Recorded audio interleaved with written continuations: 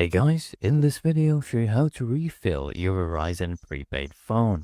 I can do this online, okay, at recharge.com, and you can buy anything from a $5 to $75 recharge using PayPal or even a credit card, okay?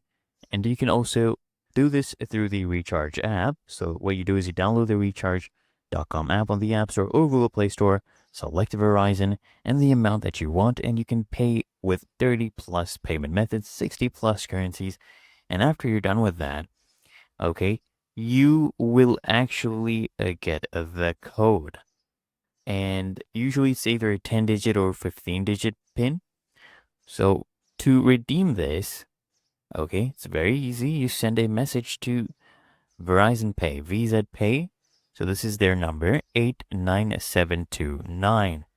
Okay, on this number, send a message and you just enter in the message field your 10-digit or 15-digit PIN and then press OK or send to deliver that text message.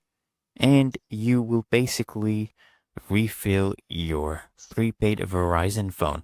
And if you want to check your Verizon prepaid balance, make sure that it has actually been redeemed. You just dial, okay, hash 225 followed by the send button to find out your balance. And it's really that easy and simple.